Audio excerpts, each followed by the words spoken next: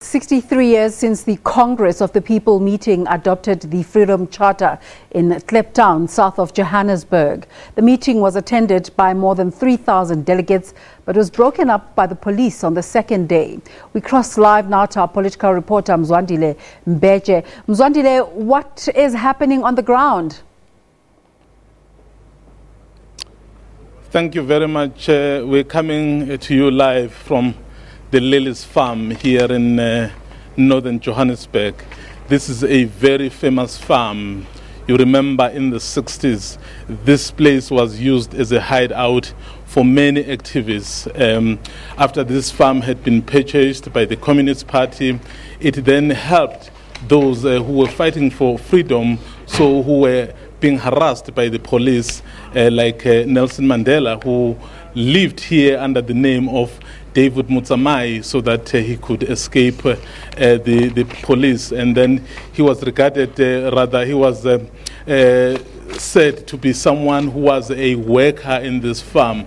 But of course, the security forces, they really had a very good intelligence. At some point, they were able to raid this farm. That's why a number of those activists were arrested here. And of course, now this farm is operating as a museum and a place of attraction. So many tourists do come here. It's taken as one of those to-do places if you visit South Africa.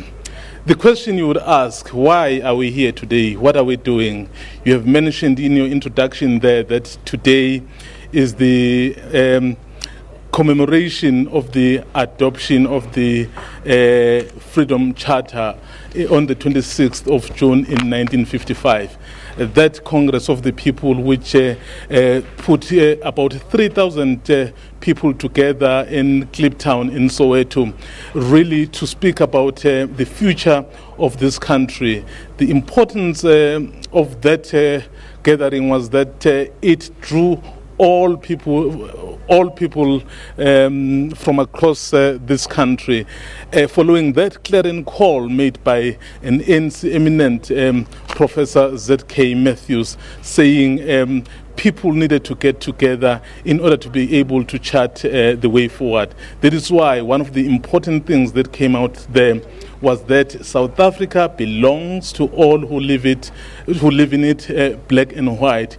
So there were a number of core principles that were pronounced at that gathering.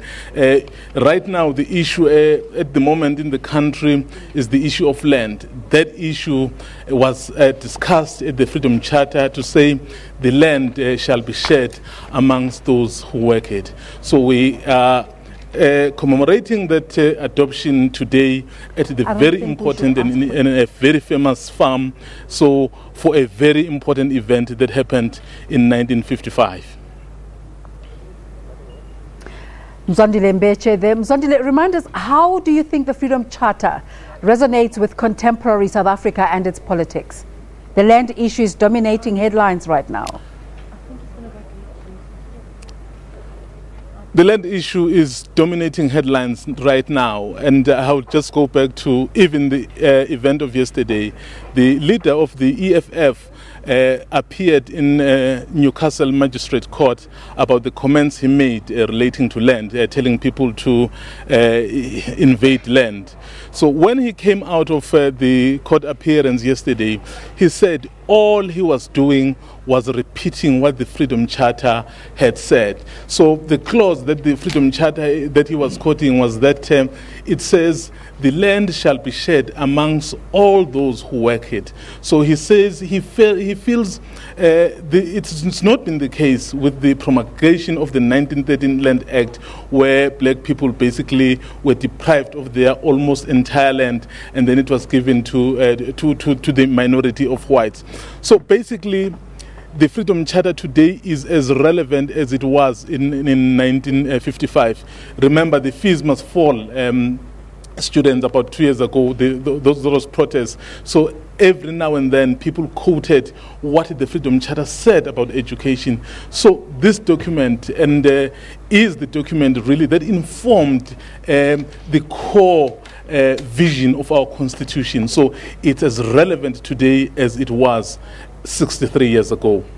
Please break down the program today at Lily's Leaf Farm. What will be happening?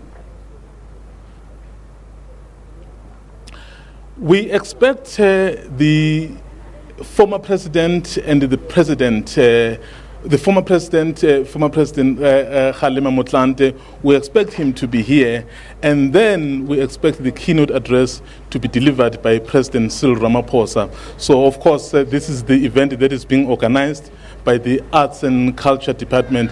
But for the program to go on, it will then have these two important individuals. Basically, what the former president will be doing will be outlining the importance of this day and how it came about.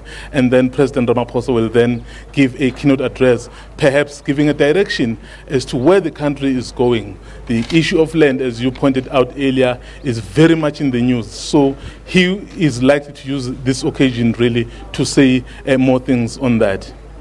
Mzwandile Mbeje is our political editor, a political journalist based at Lily's Farm this morning.